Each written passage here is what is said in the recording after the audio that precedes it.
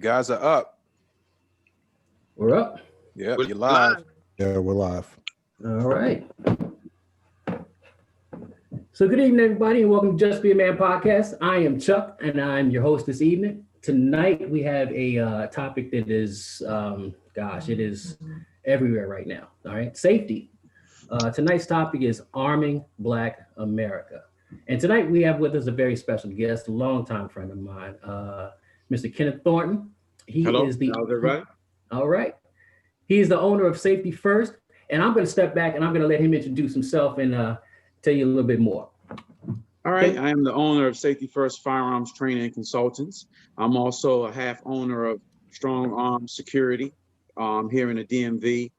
We've been in business for, actually the firearms business was in business first since 1994. And then I partnered up with my partner, Willie Marks, in 2000. And we started Strong Arm Security, basically providing high level security for the elite. The same things that we were doing to protect the country, protecting important people, we were basically doing it privately. Life is good. Right. All right.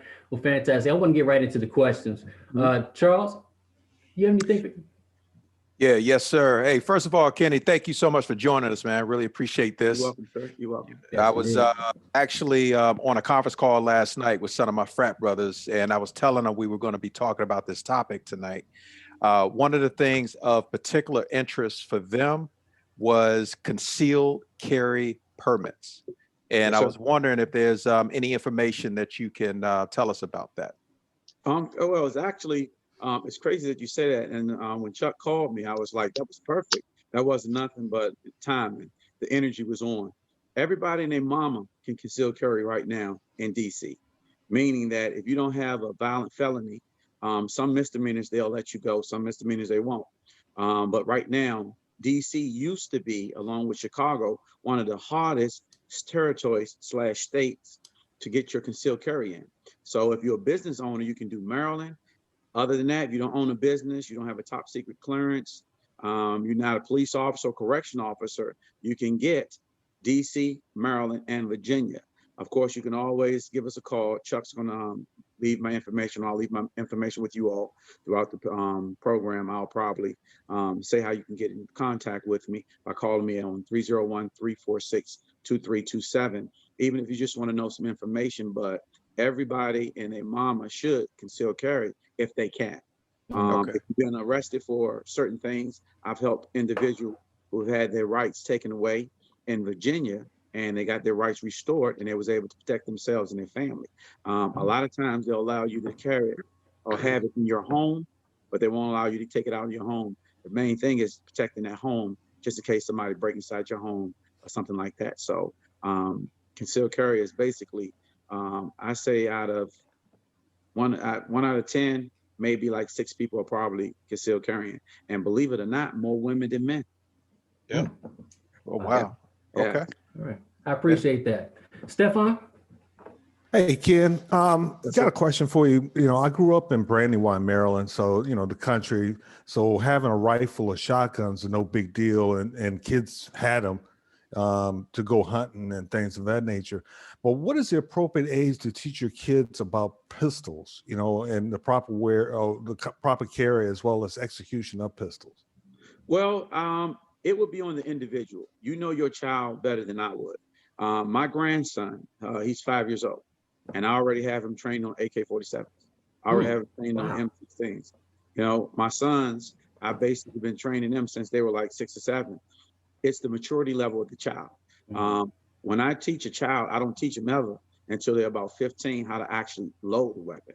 I'll teach them the do's and don'ts, the rules of the roads, far as the firearm safety, but I don't teach them to load, because at that age, they should never have to load that weapon. They should never have to unload that weapon, just in case, God forbid, they find mommy or daddy's gun.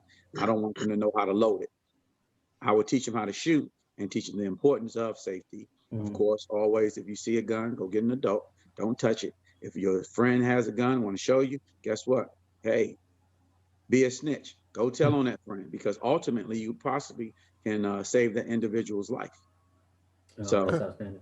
whatever the you think your child's maturity age is, some people will be able to get it at 5, some gonna get it at 6, some gonna get it at 7, and it's on the individual child. And of course, all the kids are playing Fortnite. You know what I mean? That game is, I know it's made a whole lot of money because all the kids are playing it, especially because of the coronavirus, and people are basically in the house more now. So just speak with them, educate them, feel the energy of the child. And if you think they're mature enough to handle a firearm, then I say take them out there. The earlier, the better. I believe you should teach them. Don't let somebody on the street teach them because they might not teach them the right way. Facts. Okay, great. Thank you. Yeah. Appreciate that. Yes, Hey, sir. Mike, how about you, brother? All right. I would like to say welcome, Kenny, to the program. Appreciate you, giving us your time Mhm. and everything. I know you're busy. One of my questions is owning a gun in America considered a luxury? I would say yes. I would say Okay. it is a luxury because so many people, for the smallest things, and it's one of the things, if I don't know if Chuck remember this, when we were in the police academy, they taught us about ex post factor. In 1989, they passed a law, domestic violence law. If you pled guilty of a domestic violence charge, whether it was you and your brother, you and your sister, you and your girlfriend, you and your wife, and you pled guilty, they were taking your right of owning a firearm away. And you can never, ever in your life own a firearm. Now, technically, that's not supposed to happen. They did it retro. They went back 100 years. So 1989 is when the law was effective, but they went back 100 years. So when you did it back in 1972, when it wasn't deemed to get you kicked out from having a firearm, you pled guilty. But right now, and I would say it's definitely a luxury because so many things, so little things can get it where you can get your rights taken from you. And to me, that's a luxury. It's not a privilege anymore. Okay. Thank you for that. Appreciate you. Hey, Wayne, what you got? All right. Hey, Kenny, thanks again for joining us, as everyone's already said. A question, I think that the firearm safety is obviously important, but my question is more about people who already may have weapons. Do you have any thoughts or insight into like the ammunition shortage now? That's a big thing that you may or may not affect you because you're in the know. But for some of the people who don't know too much about it or have a whole lot of avenues, it's hard to get ammunition right now. Yes, it is. Now, I'm gonna make a sidebar. Is that a Jason Taylor watch you have on? It is Invicta. Invicta? Is it through the Jason Taylor line? It is not, no. It's not? Okay, cool. That Doing thing big things over here, just like you, brother. Yes, sir. Now, the ammo shortage. The reason why I believe it's a shortage is because they say 67% in all demographics, Blacks have been buying firearms. Everybody been saying, hey, this is going to happen because of the previous administration that we had, and that, basically people going to be coming through your city, through your town, and just wreak havoc. You have to be able to protect yourselves. When I say training has doubled, that wouldn't be fair. It probably times 10. Everybody and their mama was coming out taking the training, everybody. And with that came the demand, and they could not withstand the demand as it was coming, because I went from training maybe 10 people a day to like 30 people a day. You know what I mean? And it's like they came from all different walks of life and everything. And the first thing they want to do is, what do you think is the most common round? That 9mm. And everybody got the 9mm because it's one of the best rounds. Even the FBI did a study, and they said that the 9mm is one of the best rounds that you can potentially get. And with that, people was thinking, you know what, let me just get 1,000. So the manufacturers couldn't make it fast enough. Even you had your own guys. I have a couple of buddies. Shout out to Tony Key.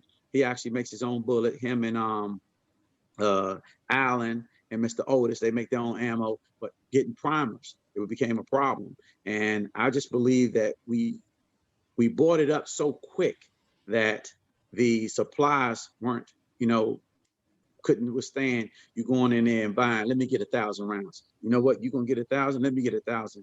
They couldn't keep it. There's still places that you can get it on gunbroker.com. Of course, they auctioning ammo off. Of course, if any of you guys need some, get with me offline. I have a plug that I can pretty much get almost everything. So if you're Boy, allowed to always have, wheeling and dealing, aren't you? yes, sir. Yes, sir. That's what's So, up. That's you know what's what? up. It's crazy. I saw this happening. I saw this happening probably about 9 months ago. 9 months ago, and I was at work and I was talking to Sutton, and he was like, "Man, what you gonna do about the ammo shortage?" I said, "Ammo shortage? Man, I got it coming next to almost 200,000 rounds in." You know what I mean? Because I saw it coming, and people was like, "You wasting all your money on ammo?" No, I'm getting ready to sell you this ammo, probably like $60 a box, because it's not gonna be in. And if you're a firearms instructor, you need it. Yeah. So it's one of those things, almost like with the stock. You saw it coming, you caught it, you bought it low, and if you sell it high. And but I think ultimately by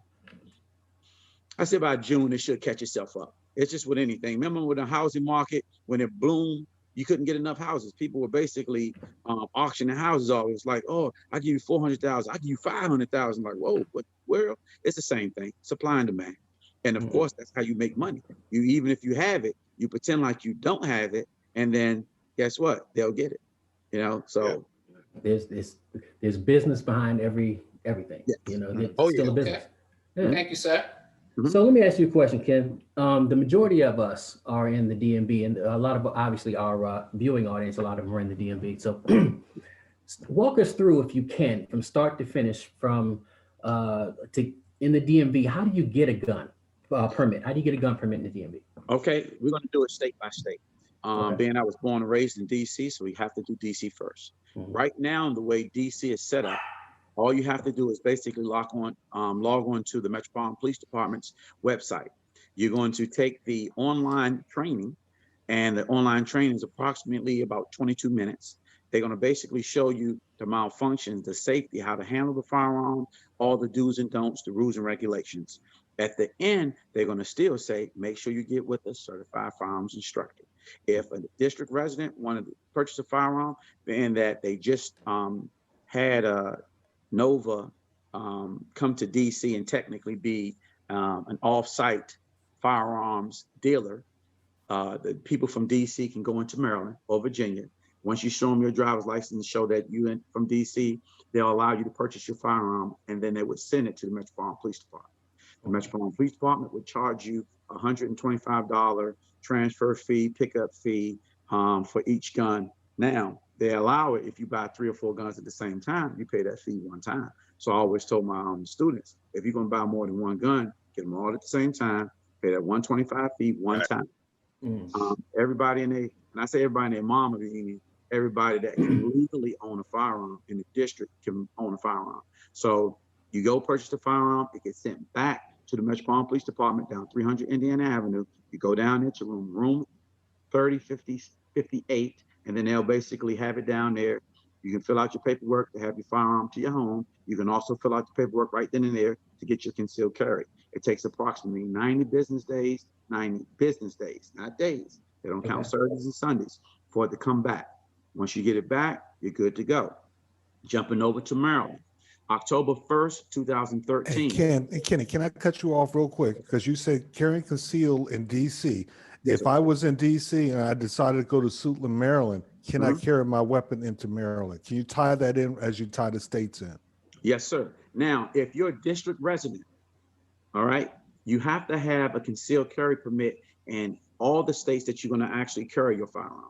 Federal law allows you to carry your firearm if you have a purpose. Going to the range, going to an armor, going to a place to stay for whatever reason that you're going, and you're going to basically remain there for the night because you're going to the range the next day. It has to be a legitimate reason. It can't be something that you're making up like, I'm gonna go to the range in the morning, which you have your intent is basically just to carry the gun. Once you cross that line, if you're good in the district, you're good in the district. And I teach all my folks, before you even touch that line, you pull over. You render that weapon safe, which means you're going to take that magazine out. You're going to point in the safest direction, get that round out that chamber. You can basically put that firearm in the glove box. Ammunition has to be separated and put in the trunk. Okay. The reason why I like for people to keep that firearm inside you don't want to get to a place where you actually can legally carry, and then somebody see that firearm, and then they're going to call the police and alarm them when they can be doing something else when it was a legitimate reason why you had it. But they're going to call you and hem you up because somebody could possibly seen it. If you're inside your vehicle, you can load it up without nobody seeing it. You get into Maryland. Now, you have no right to be in Maryland with a firearm legally or with a license. Let's say we're going to the firearms range or going to get some work done. You keep it in that state where ammunition is separated from the firearm. You get to where you're going to go, take care of whatever business, and then you proceed back into the district or wherever you're going. Let's just say we want to go into Virginia to use the range, because legally you can still go into Virginia and use your district gun at that range. You will keep it in that particular state. Firearm separated from the ammunition.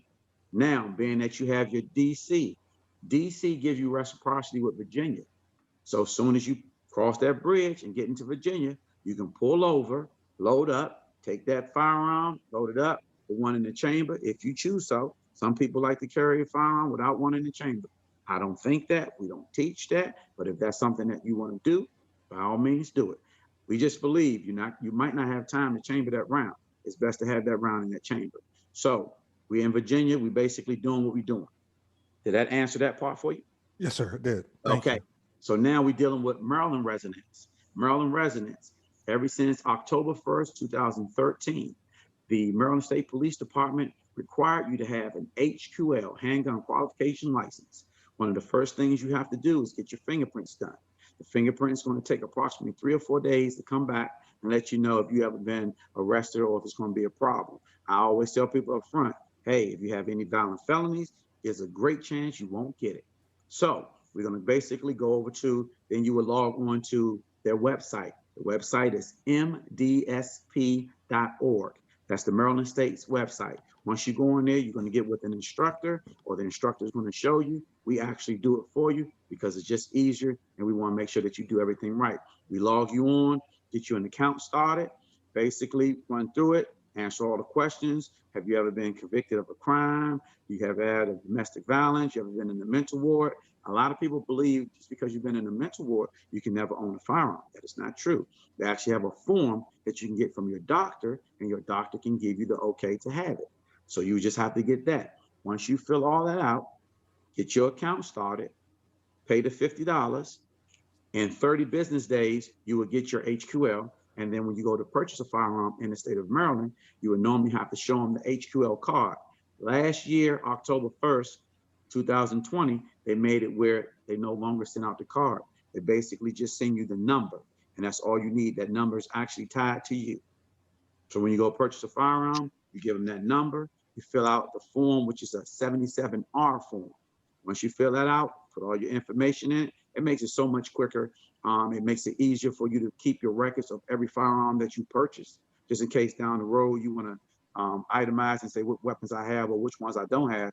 It's already on that system. They're good for 10 years.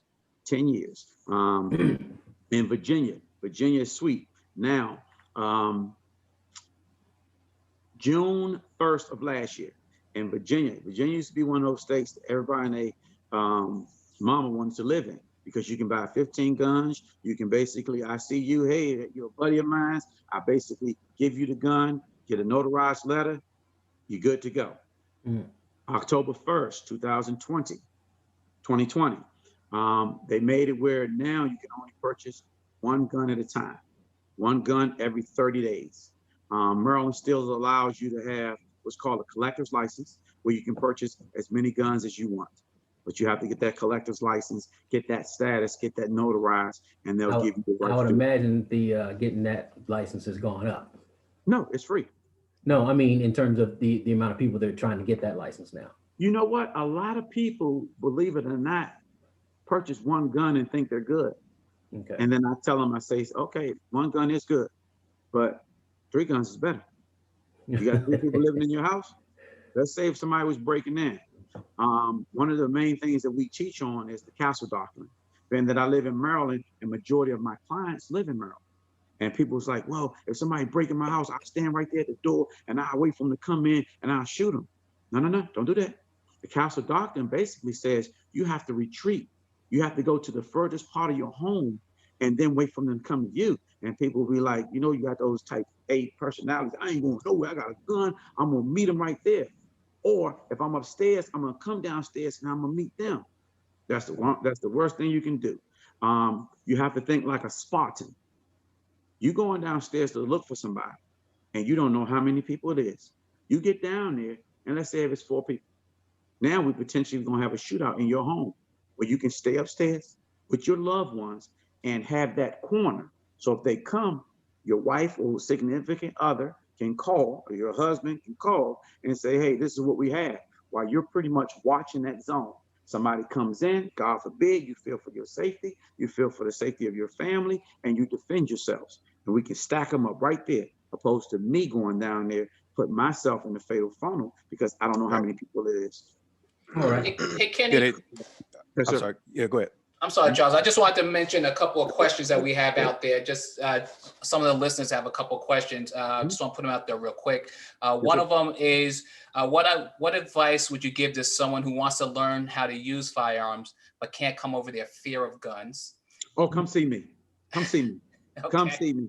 Now, the thing is, you know how people are afraid of the unknown? Mhm.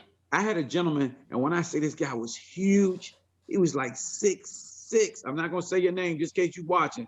6'6", 370 pounds. And he was like, a buddy of mine told me the recoil going to scare me. And I'm like, man, if you don't man up and stop playing. He was scared. I'm looking like, dude. When I say he was so big, he was like, you remember Blue Sun? Mm-hmm. Yeah. Big. Wow. Okay. And I was like, come on now. I said, what I'm going to do is this. What we're going to do is we're going to start you out with a 22. Mm-hmm. And he shot that and was like, that wasn't nothing. I said, there you go. Then we shot with a 32. And he said, that wasn't nothing. So he's graduated up. And we graduated up. And he was like, man, that wasn't nothing. And I was like, fear is one of those things that you created. You can destroy it. It's an intangible. It don't exist. When they told you it was going to happen, you feared yourself and you started getting yourself scared. Don't do that. Man, this guy was like, man, I want more. I want more. I want something big. I was like, well, I only brought so many guns with me, but we can actually get you. So if you're scared, the best thing to do is come see us or give us a call, 301-346-2327.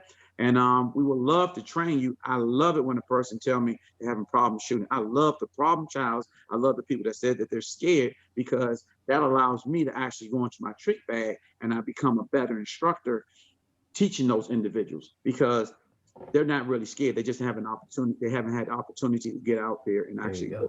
It's Okay. Hey, Kenny, got one more from the audience, and that is, it reads, what is the best non-lethal form for safety? But I'm thinking they're saying, what can they use that's non-lethal to protect themselves? Pepper spray. When I say pepper spray, pepper spray. I used to work at all the nightclubs. One of the hardest nightclubs, they're no longer in business. The Legend nightclub. A lot of people know about it. You going up there, was fighting every day. And I'm not a big guy. I'm a big guy, but I'm not a big guy. And the element of surprise. So if I have a guy like, sir, you got to leave, and he's cutting up. When I hit him with that pepper spray, remember, it takes their ability to see away. It takes their ability to breathe away. And now it'll calm them down. You know what I mean? If you're drunk, it basically sober them up real quick. You always want that element of surprise.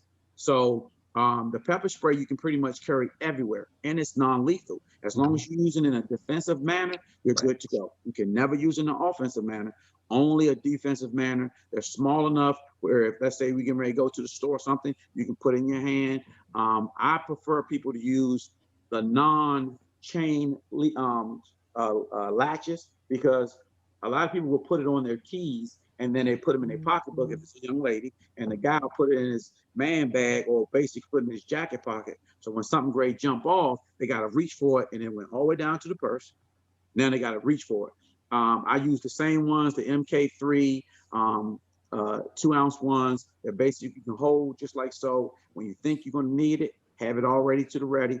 You walk into your car, already have it.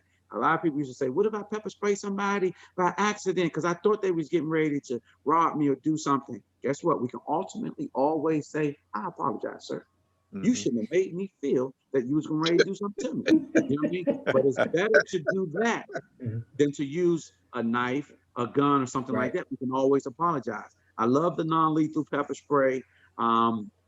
Everybody can carry that legally. In DC, it is 16 years of age, and Virginia, it's 15, and in Maryland, it's 17.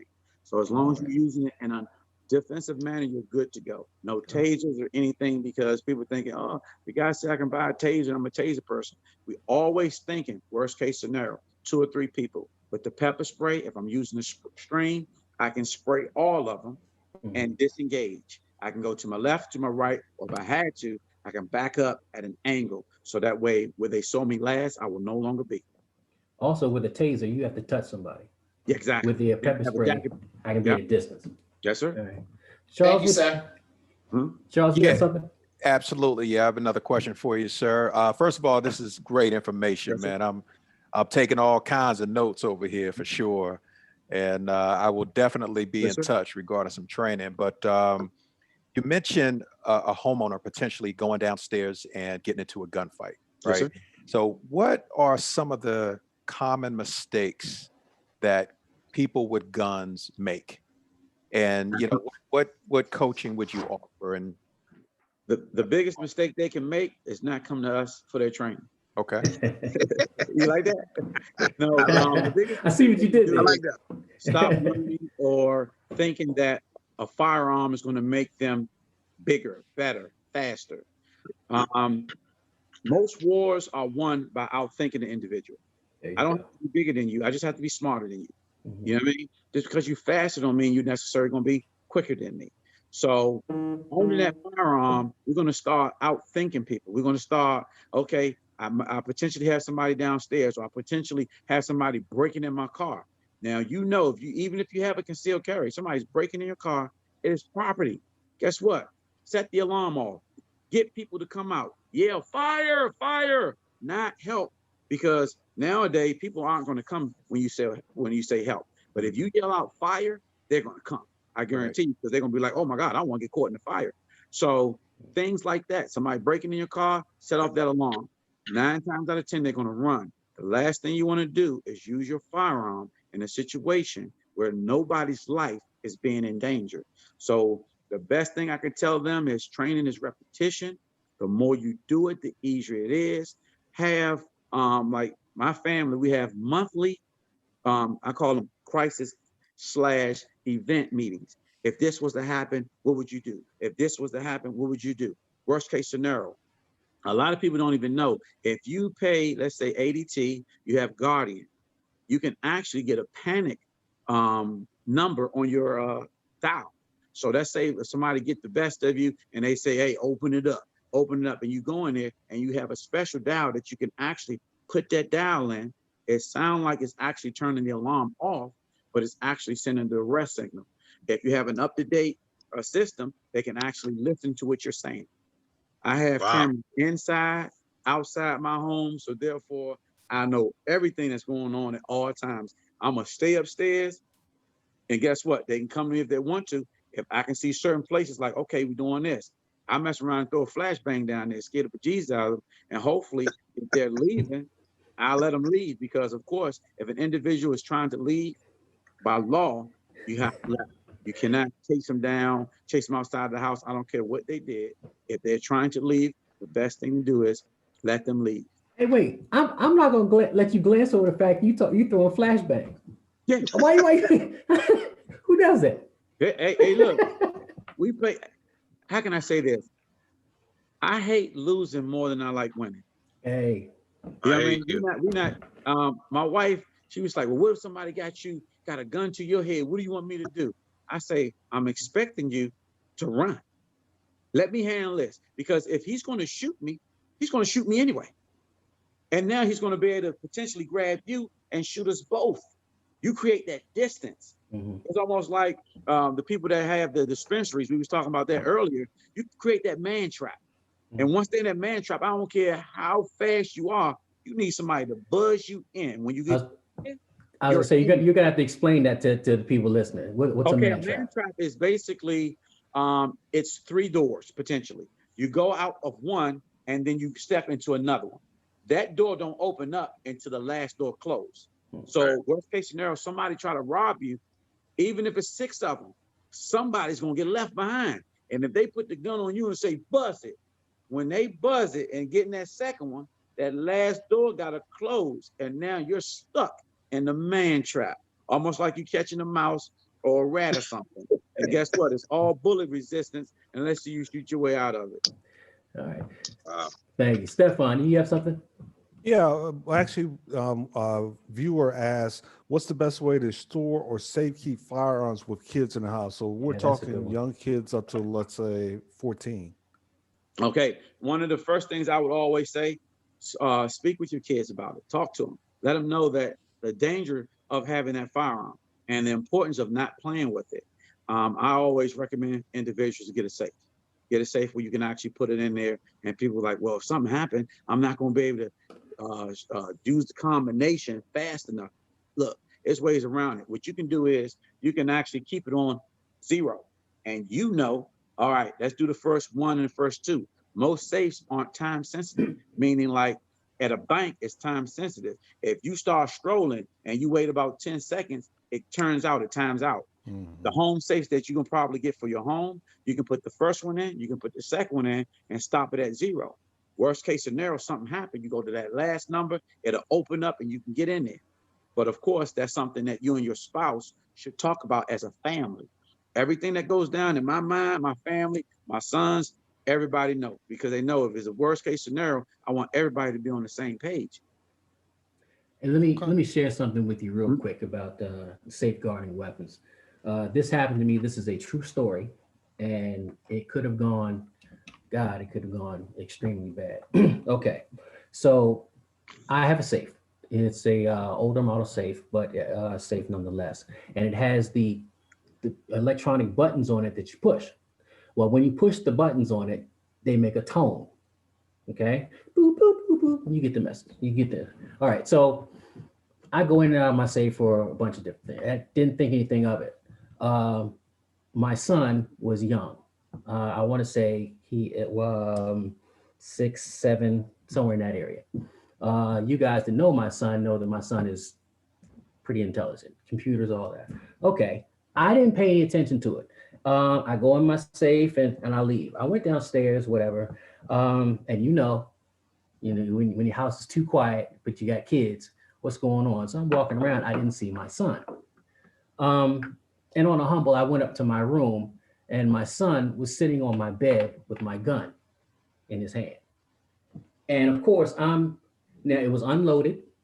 He didn't have the wherewithal. I keep my gun in the safe and I do keep it unloaded and everything separated. But he went in and he got my gun. The way he did it was he heard the tones and he just kept playing with it until he got the right tones. And then he got into my safe. God, that could have gone wrong. So I've taken extra measures to make sure that obviously he can't get in. He's obviously much older now. So your son could pick safes with just hearing the tone? Yeah, can I borrow him next week? But I mean, this is evidently this little joker was, I mean, just over time, he finally got it and who does that? My son.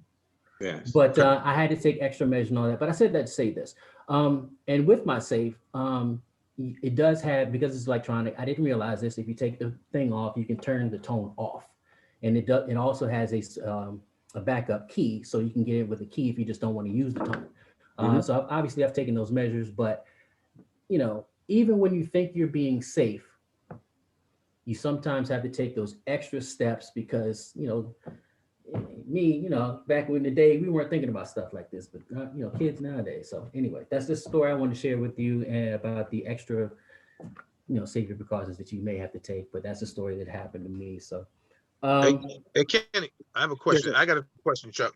Yeah. Hey Kenny, I'm from Connecticut, but I got a quick question. I don't know if it's from state to state how it works. Okay. In regards to not having a gun permit, just getting a home defense rifle. What's the procedures? Are they all the same in each state, or is it different when it comes to just wanting to get a home defense rifle? Most states, And can I jump in on that? Yes, sir. So one of our viewers actually said, do you recommend a shotgun as a protection too? So, almost a two-part question. okay, we can answer that. Most states, a handgun is a regulated firearm. Rifles, shotguns are non-regulated, which means you don't have to have any waiting periods. You can actually go in the store, purchase that, take it with you the same day. Okay. So most states, you basically, matter of fact, the only one that I believe is like that is Chicago, but I might be wrong. I think they probably swapped it out where it's still non-regulated, where you can go in there, purchase that, and go out the same day. Handguns are what they're always worrying about because they're smaller, you can't see them. Right. With that big rifle, they're thinking you can't hide that. You know what I mean? So Right. it's a non-regulated firearm. You normally can go in there and purchase that. Now, that being said, a lot of folks think a shotgun, when the people hear the they're going to get scared. Criminals will get more aggressive. When they hear that, guess what? They want to come get it. That's going to look so good on me. And people thinking I can just do that and they'll have the proper training and they wind up getting into a shootout or getting the firearm taken from them. I've heard stories where people was like, this happened and the guy took the gun from me because I was scared to use it. And I was like, for real? So, yeah, I was scared. I didn't want to kill nobody. I said, okay, cool. Now, you should have never been trained on it. You should never been carrying a firearm because now we potentially have an individual who has a gun that's yours. You can go out and hurt somebody.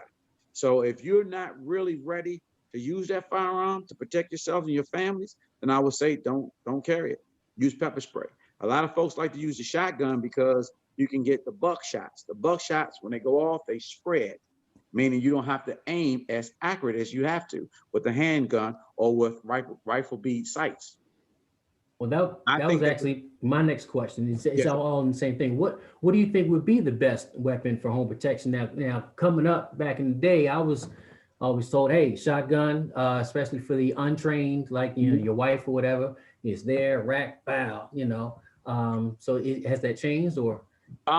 If I needed something for some individual, let's say if a client came to me and said, hey, my ex-husband said he's going to break in my house tonight. As soon as everybody leave, I can call the police. He's coming in there. He says he's going to kill me. A shotgun would be perfect for that situation because you can go in the store, purchase it that day, take it home, do a little bit of training on the range if you have opportunity, or you take it home, you have those buckshots. You point in the right direction, pull it, it's going to spread the further it goes. So in a situation like that, that would be one of the situations where I would say individuals get that shotgun. Nothing supersedes training. Train. Training is repetition. The more you do it, the easier it is. It's almost like roller skating. You got to get out there. You got to get those reps in because God forbid when it happens, a lot of people are going to be so shocked that it's happening that training going to kick in and you're going to be like, man, I can't believe I did that. I wasn't even thinking. Yeah. So I hope that answered your question. If you need to get a shotgun is a non-regulated firearm. You typically can get that the same day. Go out there. Do I believe the shotguns are the best home defense weapons? No, because if you get a person, if you're starting to see these home invasion, these bad guys, they're getting trained. These guys aren't just coming up in there just goofing off, looking like, oh man, I'm just coming in there. They're calculated. They're actually coming there leapfrogging. One's getting that corner. You move up and like that, and you run across something like that. The only thing that's going to get you out that situation is superior training. You can shoot all you want to. Now they're thinking, man, this person might not let me leave. Let's get a little bit more aggressive and let's go get the gun, do whatever we have to do to them, and then leave because they're not giving me an option to leave. So nothing beats training. Okay. All right. Hey, so Chuck, I have a question. Yeah, Kenny. okay. Thank you. So want to switch up a little bit. There's a couple of organizations. Everyone's really familiar with the NRA, but there's also an organization called NAGA, which is the National African American Coalition, Gun Coalition Association. Excuse me. Do you have any, not affiliation, but do you have any experience or any thoughts on that? Or for someone who's new to gun ownership or starting to get interested in joining a group like that? Well, I don't know if they had any chapters up here yet. I believe they started in Texas. It may have been Atlanta. Atlanta. Because the guy went somewhere and they didn't want to let him in. They didn't want to allow him to join, so he started his own thing. I would say definitely join as many groups as you can, because now you have different routes or different directions of knowledge. I've basically started with the NRA, then I went over to the USCCA. I'm also with the Urban Sharpshooters. That's a majority Black organization that teaches kids, adults, gun safety up here. One of the chairmen, I think he is the only chairman now, James McCoy. He's always trying to teach everybody how to shoot firearms, about firearms, and things of that nature. So I would say, whatever region you live in, whatever that you can get a part of, especially if it's national, get a part of it. Knowledge is power. Okay, thank you. Are you seeing a spike in the recent climate, in the insurrection at the Capitol, and just the rise of white supremacy among Black people? Are you seeing a spike in the amount of Black people that are using your services or just even coming to the range? Yes. And I train everybody. We train everybody. We don't look down on nobody. It is what it is. But I have seen, I would say, with Blacks, man, it's crazy. The numbers What are some of the reasons they're giving you for why they're coming? Because they feel that the world isn't safe. They started to fund the police, and I was saying to myself, and see, the way and being a full-time police officer, police trainer, sometimes I just look back and I'd be like, man, I wish we can give them what they want. Defund the police. What are you going to do when you call the police and nobody comes? Now, you got 5 guys out there, you and your wife and your kids in here, and you think, okay, yeah, I got it. The police not coming. Now what you going to do? You see what I'm saying? In a situation like that, it gets really real. And people are thinking, oh, yeah, it's all good. I think I'm going to be hand. I got a gun in here. You got 5 different guns, and the police is not coming. How long could you actually hold up for that? You can't, because what they'll do is they'll throw a Molotov cocktail in there, boom, and now you come to me. Yeah. And then we're going to have our way with your wife. We're going to have our way with your child and doing crazy things. So I believe when people thought of that, they started thinking, hold on now, I better be able to protect my family, because if they talk about defunding the police and they talk about the white supremacists potentially coming to our nation's capitals and our state capitals and acting up, they might not get here in time. One of my mottos is this: when seconds count, police are minutes away. You're your first responder. Somebody breaking my house right now, I could be on the phone with the police. Boom, they broke in. Hello, police. The average response time is 12 minutes. Man, they can run through this house, do so much to me and my family, and be out of here by the time they even get on 301 or wherever they're going to get from. So you have to be the first responder. You know what I mean? And the reason why I think it went up in Black sales is because people are afraid. People don't nobody want to be home with the pandemic, and next thing you know, somebody breaking your house and you can't defend your own house. Gotcha. And women, when I say women are doing their thing. When I say, shout out to Melissa Quick and Pi, they actually run my all woman side. I don't have an all men side. It's just either men and women or all women, because some of the classes that they said they've been to, some guys can be like, I know this, and the laser beam goes there and do all that extra stuff, and they don't want to hear that. They're there to actually learn, get their stuff, and go. My last class, I say out of the, let me see, 1, 2, 3, 4, 5, 6. That's going back to like August. It's been like maybe 2 or 3 guys.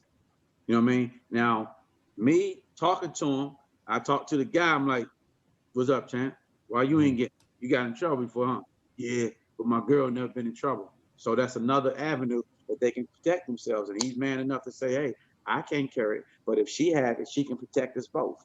That's all right. You know what I mean? And one of the myths that people believe, if you're married, dating a felon, you cannot have a firearm.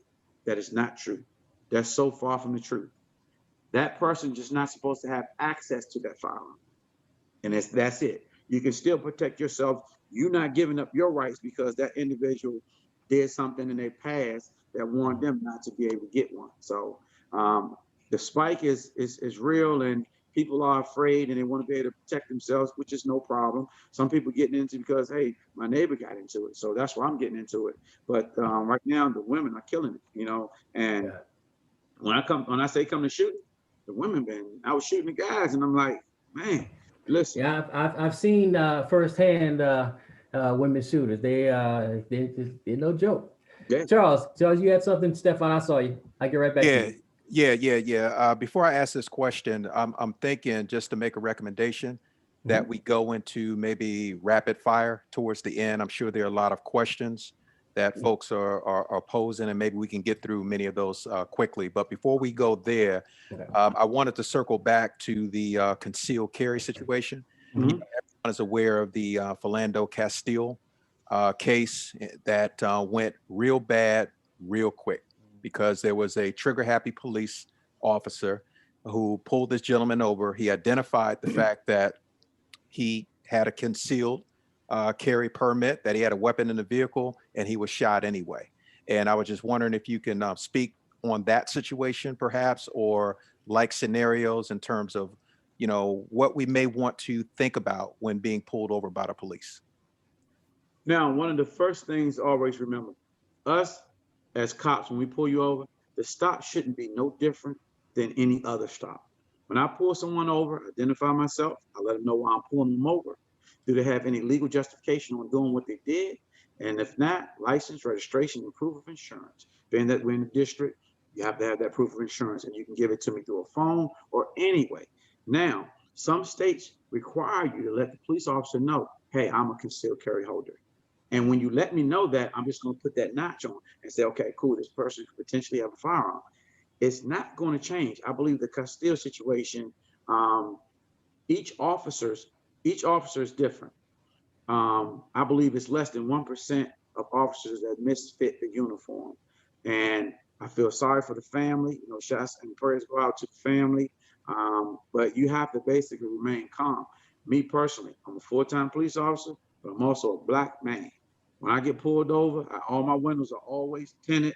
Doc, first thing I do is roll those windows down. Yes, sir. No, sir. Now, and I know people say, well, sometimes when you do everything they do, say, you still wind up being killed. Guess what? If the energy is like that, it's my job as an individual. Sir, yes, sir, whatever you say. Even if I know you're wrong, we're not going to get into no shouting match or anything. But once we get from here, you want to file a complaint, don't just say it. Go out and do it. File that complaint. Well, he's never had any complaints. Your complaint can be that first complaint, and basically let somebody know what you think was wrong or right. But while you're there, I'm going to do whatever the officers say was in reason.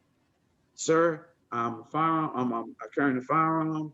X, Y, and Z. It's on my right hip.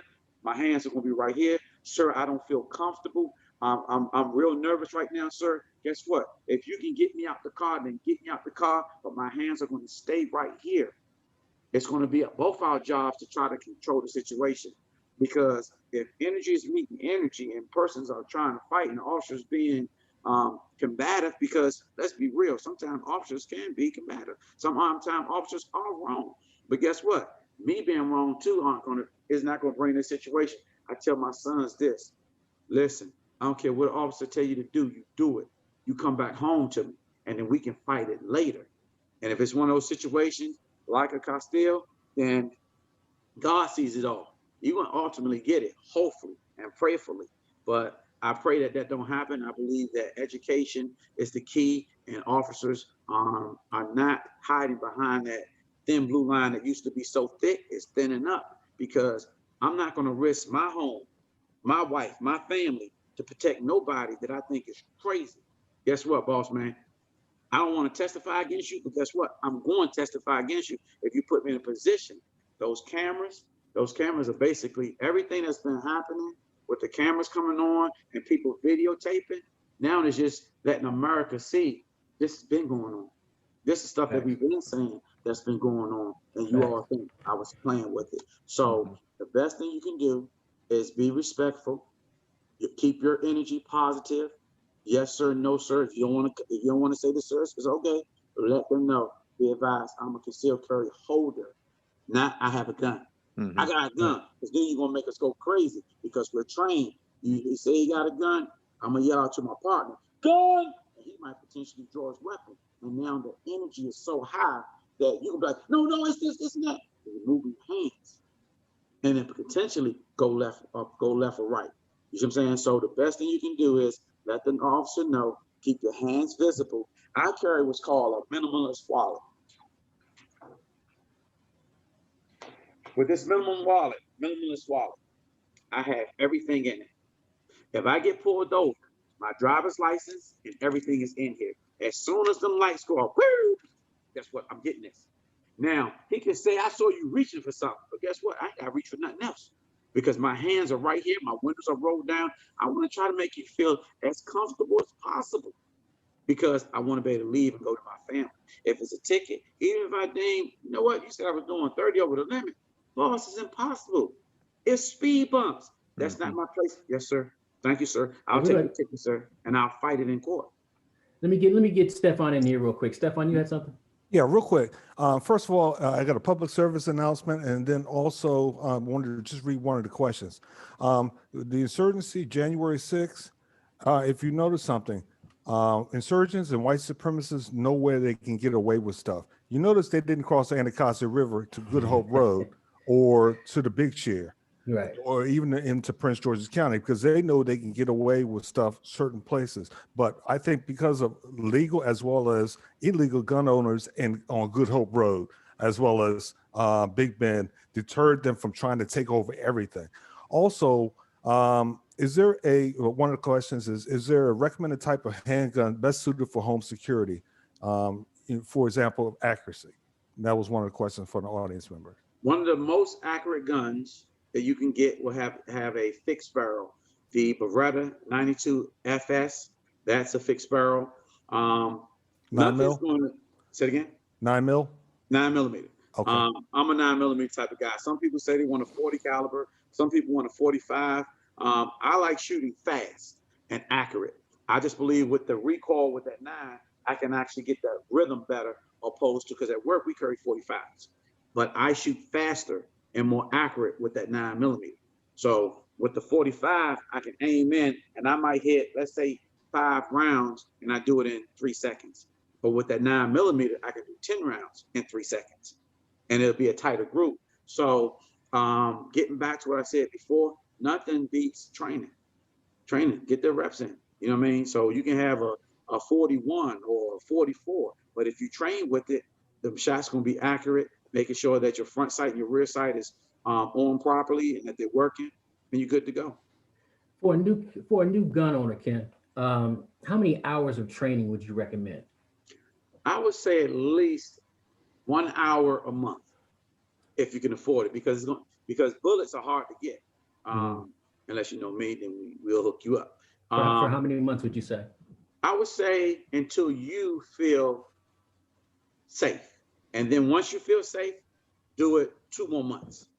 And then do it every 3 months, basically just to keep the rust off, because training is repetition. You see these police officers that are getting in these shootings, and we train sometimes 6 times a year. You remember how it was?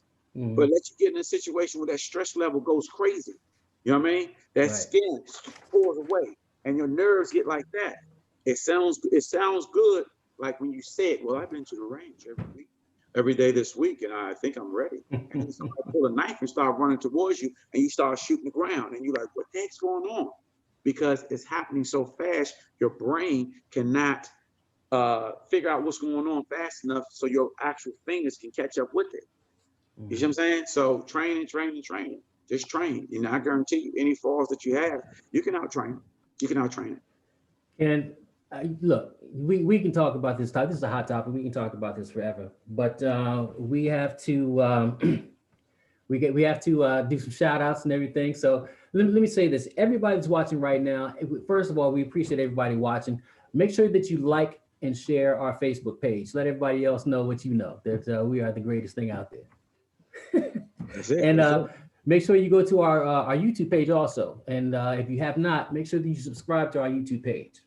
Also, the Just Be a Man podcast is for the month of February. For everyone that's watching, we are going to, if you are a minority-owned business, we are going to advertise your business on our website and on our podcast for the month of February for Black History Month. All right. We're doing this because it's our way of giving back. We have this platform. We want to use it to shout out as many minority-owned businesses as possible. And, you know, Don't forget the price. It's free. I was getting to that. It is for the very, very low price of free. All right. We're not, it's for the month of February. We're going to do it entirely free. Again, that's our way of giving back. It's, COVID,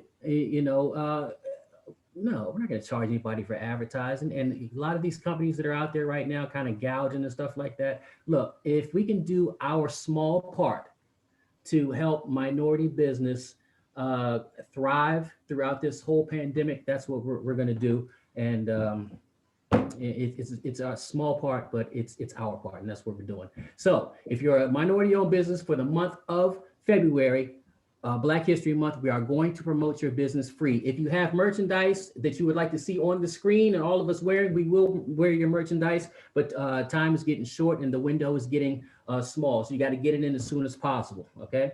And I think that's it as far as anything else. Like, subscribe, and share. And any of you guys have anything else? I just want to thank our guests. You were absolutely awesome. I was about to Hopefully we can have you back at some point. And again, I'll be calling you very soon. Yes, sir. Now, and one more time, Ken, if anybody wants to find you or your services, let them know your website, your phone number, and I'm going to make sure that we put that stuff in the events so everybody can get it. Go ahead, Ken. Call me. The best way is to call me or text me on 301-346-2327. You can always like us on Facebook or find me on Facebook or Instagram. On Instagram, it's going to be Kenneth Thornton Safety First. The first is going to be the number 1 ST, or Facebook Kenneth Thornton. I know a lot of people have been trained, and if you feel that your training wasn't adequate, there's a lot of instructors out there that do it for the money. I do it for the love. If I was a millionaire, I would do this still. My motto is all instructors not the same. Right. It's as simple as that. Right. Fantastic, man. I appreciate it. I'm looking at some of the comments that are scrolling right now. And for those of you that, if you think that we have not gotten to your comment, I think we may have covered a lot of these topics. So go back and rewatch this when it's available. And I think your questions will be answered. Okay. Ken, again, I want to thank you as well. Ken and I, we worked together for many years. Appreciate you, man. Appreciate you. Thank you for your time. Ditto to what everybody said, man. I got to have you back. We got to do some type of follow-up show.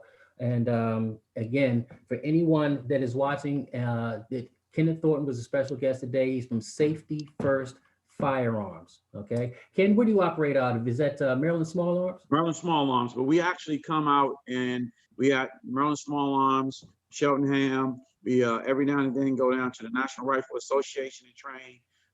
We also do on the spot. We do train the trainers. If you think your trainers aren't up to par, if you own a business, especially if you own a security company, I cannot tell you, if your instructors are failing your students, they are failing.